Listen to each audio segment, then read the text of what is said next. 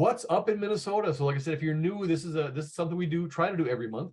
So I'm going to give you updates on cases we've looked at in the past that weren't completed, that are now completed, and I'm going to show you new cases that have come in since our last meeting, with a few exceptions, and I'll go into those exceptions when I get to them. So well, let's see. So let's go here. So case number 128405-U took place on December 3rd of last year at 8:30. A circle was seen in anemia.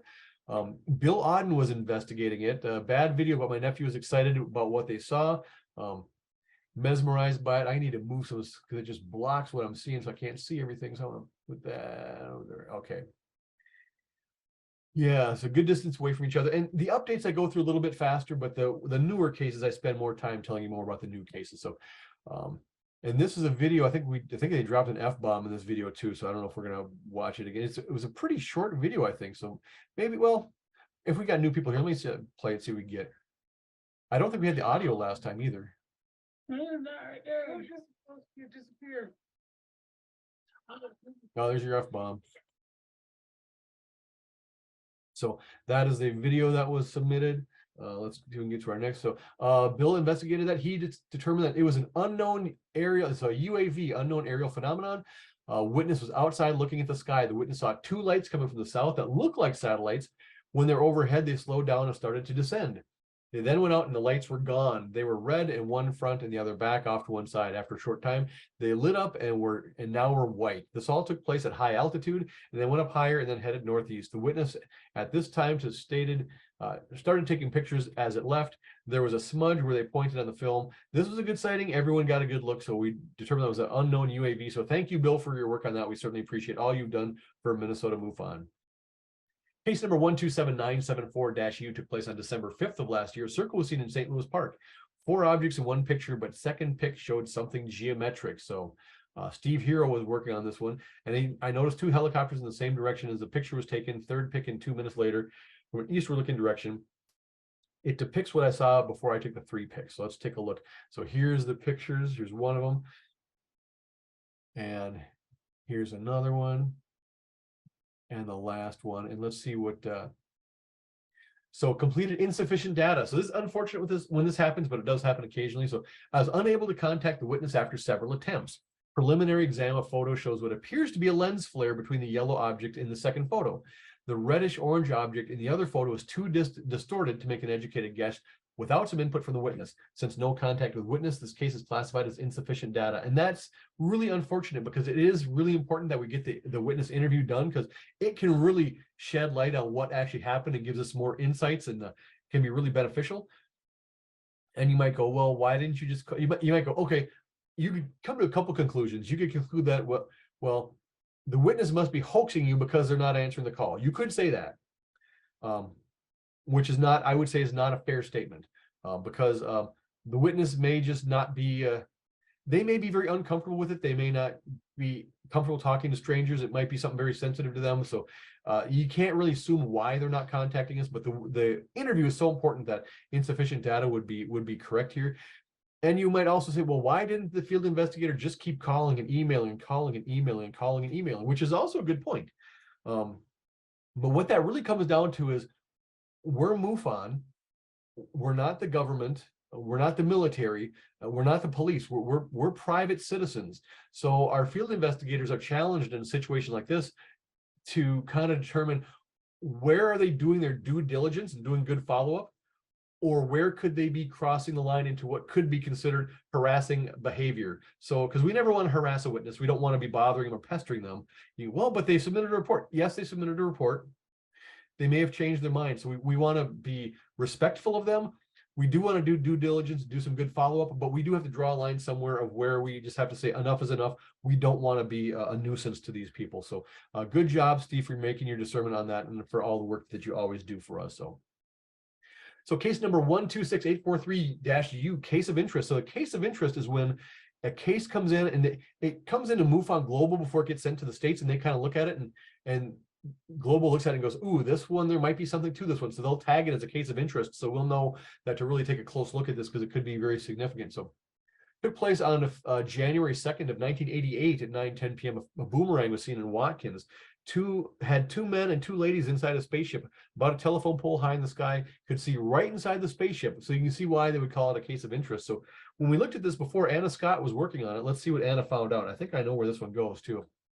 Unfortunately, incomplete, insufficient data. So witness did not respond to repeated requests for an interview. Date of event is 25 years old and date and times are approximate. The description is vague. Unable to make a determination due to lack of required data. Case closed with the disposition of insufficient data. Email sent to witness regarding disposition and potential of reopening case should he decide to reply to request. So again, another one where those interviews are so important, and we don't want to be harassing the witness. And I love what she put at the end, potential for reopening the case, because that, if you're new, I've talked about this before. Just because a case is closed, we can close a case, but it's never really completed in the sense that we're always open to people coming back with more evidence or more testimony. So if this person did decide to reach out to Anna or us and go, hey, didn't get your messages for whatever reason, now I want to respond and chat, or new information comes to light, we can always add that to the case, and we can change the disposition. We can change from insufficient data to any of our other dispositions that we have. So thank you, Anna, for including that, because it's a very important point to have in there. So now we're getting into our new cases. So this is going from February 11th, the day of our last meeting, through yesterday. So we're going to look at some of the things that have happened there. So let's go. So here's an overview of our cases. So we had cases submitted were 11 cases, but 2 of them were ERT cases. So ERT stands for Experiencer Resource Team. And those I'm not allowed to share the content of those with you. So they're kind of a new category in MUFON, and it's for people who have may had experiences or encounters with entities, and there may not be a UFO involved, and they're really kind of looking for support, or they're looking for maybe someone to talk to, or maybe they're looking for a therapist or a support group, and they're not really interested in submitting a sighting case, but they're like the title says, Experiencer Resource Team, so looking for resources. So I can't go into the details of that. So 11 cases come in, 2 were ERT, so I'll talk to you about 9. And the submission date range again was from our last meeting, February 11th through yesterday. The date range of the sightings was from August 18th of last year through February 24th of this year. So no cases of interest. Rapid close system, no rapid case closes this time. And actually, and that's a new designation. We used to call it some whole bunch of letters, and I don't even want to think about it because there's too many letters, but it was like RIDRC, something like that. So, but rapid close system is better. So these are for cases that are repetitive, where we kind of know right off the bat what they are. We don't want to spend a lot of time working on them, so we'll close them really fast. So examples of this are going to be SpaceX. When the SpaceX satellites were all launching, SpaceX, we know those are IFO man-mades. We'll close that really fast. International Space Station. If we can quickly identify it's an International Space Station, we're not going to spend a lot of time. We're going to do a rapid close on that. That's going to be IFO man-made as well. We do get serial hoaxers and serial reporters. So if we know it's a serial hoaxer, we kind of know that already. We're not going to spend a lot of time on it. Those we closed out as information only, or hoax keystroke, or hoax event. And so the difference between those two is hoax keystroke is when someone is perpetuating a hoax, but they're just sitting at the computer, they're just entering a case for us. A hoax event is when they actually try to make something happen out in real space and time, and convince or fool others that they're seeing something extraterrestrial when it's not. So that's the difference between a hoax keystroke and a hoax event.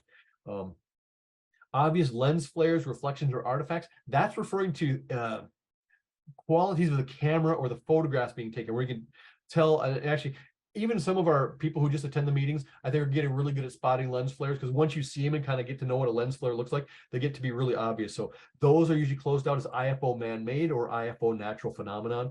And the last category that generally falls under the RSE rapid close system is inappropriate submissions. So stuff just not related to us, or maybe that's cryptids or apparitions or orbs, and there's no UFOs involved, but it's just something that doesn't really fall under our category. Those would fall under IFO other. They would fall under that category. So little education on what the rapid close system is looking for. So shapes, there's one circle, one oval, 2 spheres, 2 others, 2 triangles, 1 cigar, 1 disc, and 1 NA. So we're not going to see all of those. We're going to see 9 of them. But even though we're seeing 9 of them, I'd almost argue that we're going to see 7 of them, but I'll get into why it's 7 as opposed to 9 a little bit later. So But the valet classification, so valet classifications, whenever you're gathering a huge amount of data for research and study like we do, it's important to start categorizing them in certain ways. So MUFON has come up with a way to categorize them, and they're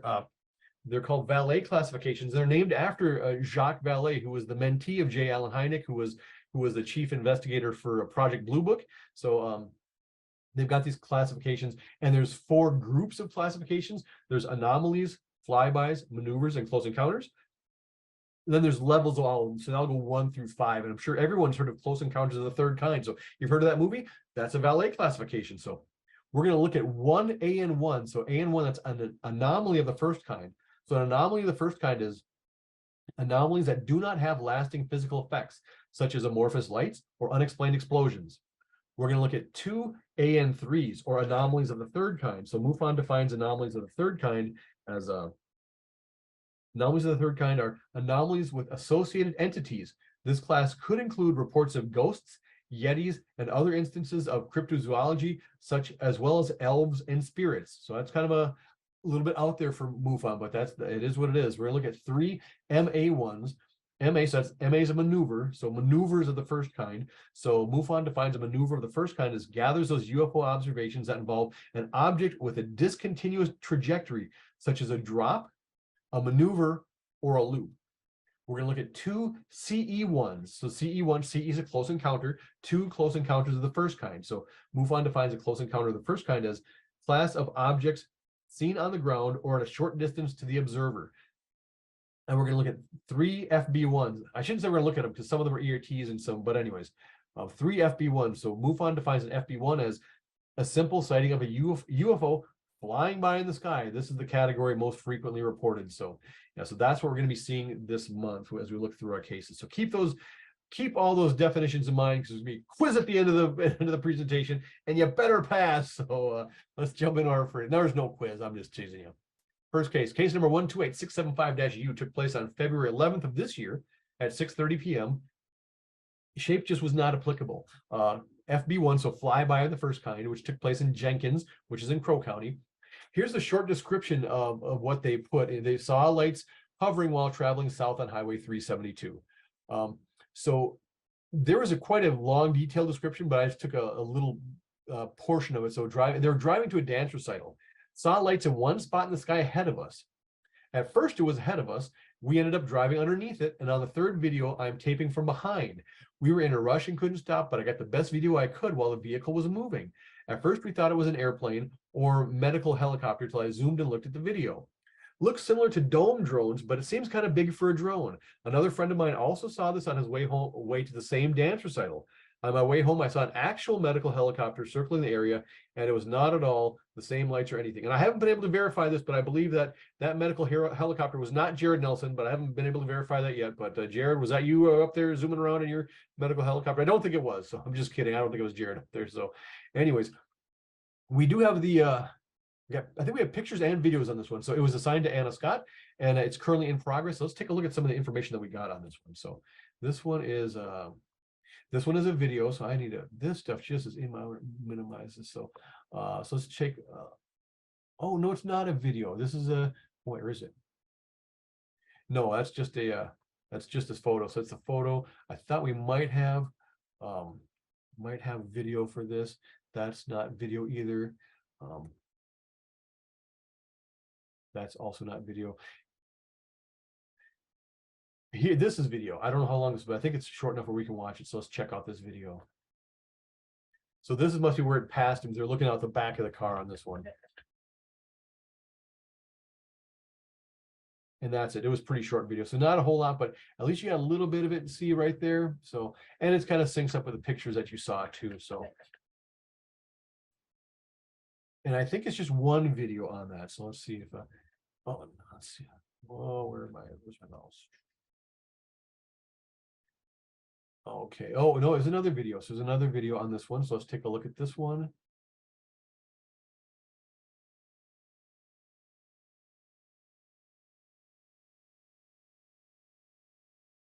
So we're just assuming that all of that is not the motion of the object. That's probably the motion of the camera. The object may be moving, but my assumption is it's not moving like that. And I'm sure that's one of the things Anna's going to ask, was it moving erratically like that, or was it the camera in the car moving around? I'm assuming it's the camera in the car, although the object may have been moving a little bit. We just don't know. So we will revisit that one once Anna has completed it. So case number 128703-U took place on February 8th of this year at 2:54 p.m. A disc was seen, close encounters of the first kind at International Falls.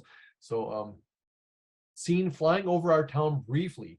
Don't know what's going on, but captured this object flying over our town only a day after F-16s were flying incredibly low, making our houses shake. So that's an interesting piece of information. One day they're seeing F-16s, and then the next they've got these flying over. And on this one, I think I've got 2 videos, and I don't want to say there's a problem with the video, but there's a concern with the videos. And for those who are sensitive, I think we get another F-bomb dropped in one of them. So if you don't like F-bombs, you can either mute it until we get to another, or just be prepared for an F-bomb being dropped. So I think we got an F-bomb. I think it's in the second one. So yeah, so let's take a look at these videos. So you can see the object is right here. And they're both short videos. I think they're both under 20 or 30 seconds. So we'll watch them both in their entirety. And then I'll talk about why there's kind of a concern or issue with the videos in my estimation. It looked like when I was looking at it. Okay, keep going.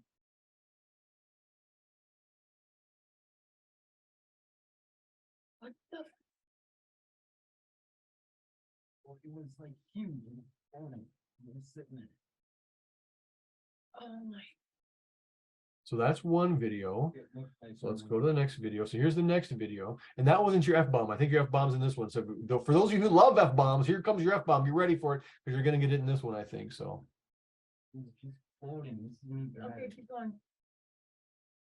What the? It looked like a ball. Like a fucking flying saucer. That's what it looked okay. So you might not notice what the problem is with the videos. If you're a field investigator, hopefully you'll know what the problem with the video is. But just to share with you, as I'm watching this, we've definitely got a video of something in the sky. But if we were to submit this for photo analysis, one of the big problems is, and think about this now, when I showed you this video, I'm showing you a video of someone playing a video. So we don't even have the actual video. We have a video of the video. So for someone to do photo analysis on this, there's just no metadata there, because we don't have the actual video itself. We've got a video of the video. I hope that makes sense. So yeah, so we don't have the actual video.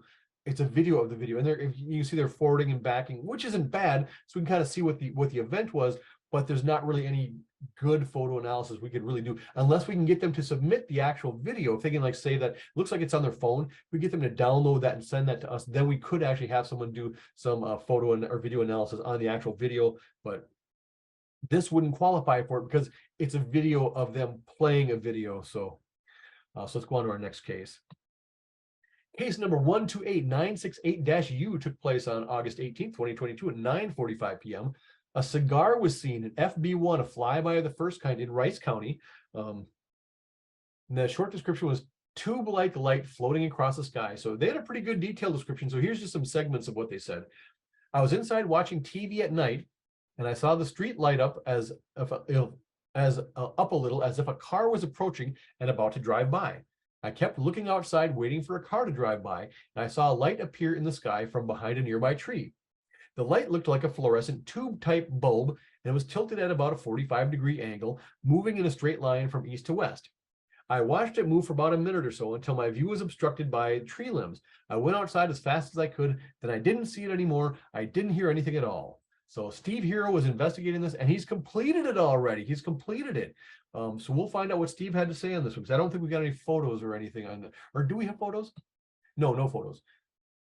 This is an IFO man-made object. So here's what Steve has to tell us. When I check the NUFORC database, so NUFORC is the National UFO Reporting Center. So a lot of times when we get cases in, our field investigators will look at other databases to see if anyone else had received reports of the same object. I found 3 identical sightings in Minnesota that night. 2 of them had photos, so I sent them to the witness. He agreed that what he saw was very similar to what was in the NUFORC photos. They were identified as the Starlink satellite system. I checked the photos with other Starlink photos, and they were identical. Also, the flight path of the object was the same as the Starlink system. The reason the object looked like a long, solid object instead of a string of pearls is because the satellites were still connected and hadn't separated yet. This makes sense since one of the Starlink systems was launched earlier that evening. So this is a case of an IFO or Starlink, so man-made object. So very good work, Steve, because even when I read the case, that didn't occur. I'm so used to seeing these Starlink cases, but when I read it, that didn't occur to me. So nice work, Steve. Appreciate what you did on that. So good job.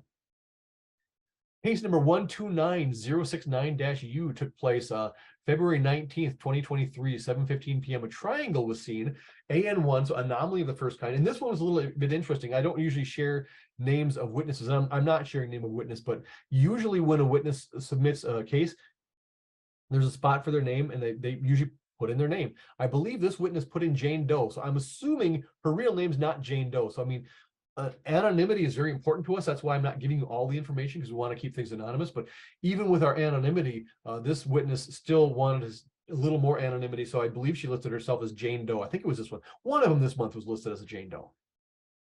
Took place in Minneapolis. Bright white light like a star with an occasional blink, seen with binoculars, looked like 3 faded lights in the shape of a triangle, 1 bright light. So this is just a segment, because she had quite a bit in her description. So when looking in binoculars, I saw 2, and at times 3 faded longer white lights in the shape of a squashed triangle. 2 short sides and 1 long side with a brightest light on the side of one of the shorter edges. At one point, it looked like to have tilted, and a straight edge appeared to be backlit by one of the faded lights. The faded lights seemed to disappear and reappear. But when I could see all of them, they were in a triangle shape with the 4th brightest light on the side. I never saw more than 4 lights at a time. The bright light stayed consistent and never faded or moved out of view, even when the other lights were out of view. So this has been assigned to Bill McNeff. So we'll revisit this one too when Bill completes it. So I don't think we have any, but we have a lot of photos and videos this month, but I don't think we have any on this, or do we? No photos or videos on that one. So case number 129208-U took place on February 23rd of this year at 7:15 p.m. Shape was an other. So that means it's an unusual shape. So that doesn't really fit into our easy categories like sphere or disc or triangle or saucer or teardrop or chevron.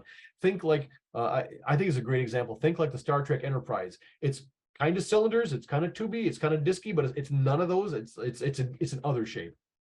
Classification CE1, so a close encounter of the first kind, took place in Bram, which is up in Isanti County. The short description was sitting by my window, having a smoke. And again, I've talked about this before. We get a lot of cases because people smoke. So they go outside or go to the window and have a smoke and see UFOs. So then out of the corner of my eye, I see bright lights, 3 objects circling around each other. They were very bright.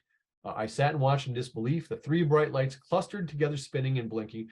They were across the street and above the trees, about a telephone pole length high. They then moved by my garage in the marsh and changed to a hovering orange blinking ball. I reached for my binoculars and then it disappeared. So this has been assigned to Bill Auden. And we'll get an update on this one once Bill is completed. This one, I think we've got 3 photos, and I don't know. See, I've talked in the past about some of the videos where I say I can't play the videos. Here's what I think is going on. If it's an MP4, my computer will do an MP4. It doesn't seem to do a .mov, which is a .movie, which I think is like an iPhone thing. So I think my PC won't play iPhone videos. I think that's what the problem is. So some of them, we got a couple .movs in this month, and so I can't even open those. So it's unfortunate that I'm not able to show those to you. But let's see, because I think we got at least pictures on this one, I think. Or do we? Maybe we don't. I thought we had pictures on that one. Maybe I'm thinking of another one. Case number 129272-U took place on December 31st at 2022 at 7:40 p.m. A circle was seen, FB1 a flyby in Beltrami County. This is the one, because the reddish, or that's what threw me off, is the orange glowing circle. Saw reddish orange glowing circles slowly moving east to west silently. Watching them felt like they were also watching us. So here's just a segment of what their detailed description was. I was in my room watching a movie when I heard my cousin roommate yell from her room that there were orange things flying by outside above the trees and to come look. Instead of going to her room from where she saw them, I immediately went outside with my iPhone in hand, the iPhone. So here's where we get the iPhone stuff. So I think I got pictures, but no videos. When I first saw them, all I thought was, wow, those are awesome, beautiful. I've never seen anything like them before. So yeah, I think I've got 3 photos and 2 videos that I couldn't play. So I'll show you the photos. So Peter Collins is working on this one. When Peter completes it, I will show you the conclusion, but I think I've got photos on this one. So yeah, so, and this is typical too. We've seen pictures like this before, but usually it's very white. So the way you're seeing that, it's really hard to tell what that is, because with the entire black background, it's obviously at night. And when it's a single point of light like that, you see how it's kind of like rings inside of rings. It's like a donut with a ring inside. A lot of that is your camera aperture, your camera lens trying to focus and try to get a picture out of what's happening. So that could contribute to the fuzziness. It kind of contributes to the rings. So it's really hard to say what that is other than a point of light. So to the naked eye, it may not have looked like that, even though that's kind of a general idea of what was happening there. But the camera can be kind of misleading in that regard, just because of the way the camera's working. It's trying to focus and get a good shot.